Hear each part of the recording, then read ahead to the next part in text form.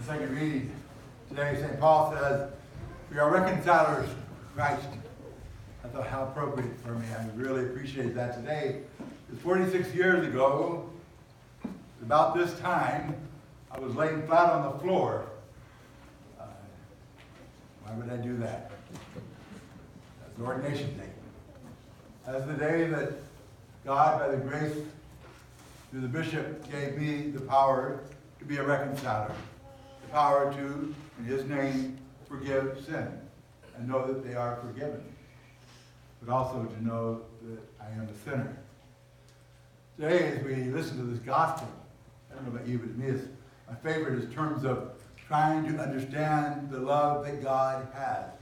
And I say that because I used, back when the church reformed the sacrament of reconciliation, the ritual, instead of that one act of contrition most of us learned as a kid, I confess to Almighty God, it said here's a number of different things you can use.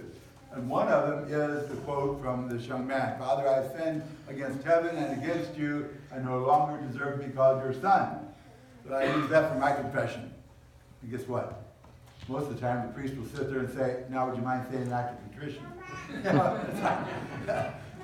Not all priests keep up with what reforms the church offers, if you will. So we look at that call of the Son and knowing how much the Father loved us. It's so powerful in this gospel, and yet you and I have a hard time even beginning to understand it. Why do I say that? I tried to think of an example in modern day that would come close even to telling the same story. And I couldn't think of any. Nothing. That would become like what Jesus told us about the Father being so willing to split up the land, give the Son his part. Because what does that mean to us? We don't have near the same appreciation for the symbol of land as the Jews would. Because what is there? God gave them this land, remember? You think of the story of King Ahab and Naboth. Naboth had this little plot of ground close to the castle, and the king goes down and says, well, I want your land. I'll pay you good for it, or I'll trade you better land. He says, God forbid. That's the appropriate response. God forbid that I give you my inheritance, my ancestry, because their identity is so tied up with the land. Or you might know, maybe you ever saw the movie Exodus. This land is mine. God gave this land. And it ends by saying, until I die, this land is mine. That's how powerful the symbol of land is there. For the Father to hear his Son say, okay, Dad, I don't care about your values. I don't care about your God. I don't care about anything that has to do with you. I want part that should come to me after you're dead. In other words, I wish you were dead. And I'm going to go. Matter of fact, the Father would have found it more understandable if his two sons had simply come to him and said, Dad, your days are over. Bam, we're going to take what you got. The Son doesn't do that. He asks for it while he's still alive, which is to say, you're dead.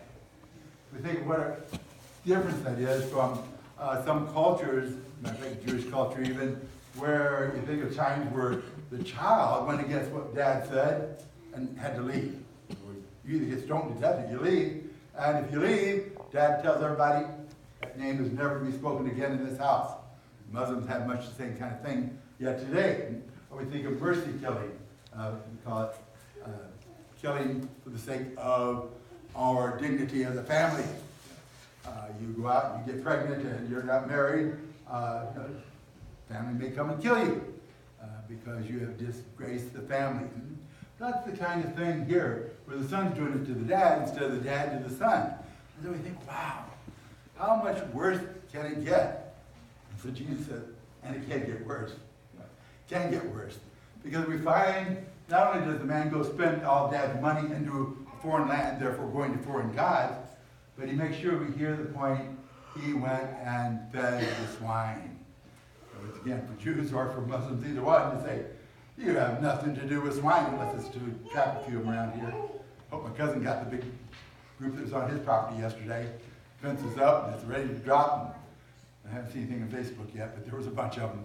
So when you think of, the need maybe sometimes to eradicate them, but for them to feed them, to eat them, that would be a terrible, terrible sin. And yet this young man stoops that low. So now we got a good picture of the young man, and we think, what happened? Oh, he's really repentant, right? Sorry. Oh, I'm so sorry. I should never hurt Dad like that. No. I'm hungry. I'm hungry. So even for the least amount of repentance, the lowest form of repentance, I'm going to go back to Dad. Any of you ever seen the picture of the prodigal son kneeling down, embracing Dad's legs? It's a nice part on the artist, but it does not convey what you hear in this gospel today, because he doesn't get near his dad. He doesn't get on his knees. Dad is the one who is the prodigal. What does he do? He goes running out to him. That's not a very nice thing to do. That's a disgrace. So running, he should have stayed right there. At the very least, you come here, get down on your knees to me, and we might make things right. But he goes running to the son to show how anxious he is to reincorporate him into his love. And so we find that dynamics that says, wow, can he love anymore? And then it doesn't stop. He has shoes on his feet, rings on his fingers, and the best robe in the house, and let's start partying. Now, when are we going to have a party? Well, let's see now. We're going to invite so-and-so, we're going to invite so-and-so, and yeah, you better go get his brother out of the field. Oh, where's he at? The party starts right now with the servants. And we can't wait when it comes to this kind of importance. We celebrate right now what God is doing in his life. So we see then somehow the difficulty as the young man is reconciled. What about the older boy? Is he scot-free? Is he all that holy and pious? Hardly. What has he done to his brother? He spent all your money on prostitutes. Did you hear anything about prostitutes in that first part? No, not a word. It's like undesolate living, having fun, enjoying life. His brother is judging. Not only is the brother judging, it's like, that's your son, not my brother. So he really distances himself from both the father and his brother. We think, what's this all about? You didn't give me a kid. Well, who owns the rest of the land? He had. Beginning, it says the father divided the land between the two. So it's already his. He could have all the parties he wanted. But he's also what? A workaholic. I've got a slave because I'm going to get more and more for me. It's all mine. I'm not going to share it with my brother celebrating. It's mine. So we see such disgust, such unlove on his part. And still the father says, I love you. And it is all yours. But he's missing the relationship. So today as we continue this journey through Lent, one thing we need to be firm on is to know how much God loves us. How ready God is to forgive everything.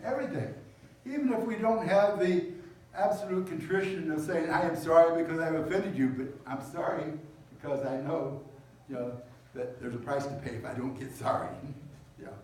So today, let us continue the journey. And don't be afraid to use this sacrament of reconciliation, where we know beyond all doubt that we have been reconciled to the Father, as St. Paul tells us.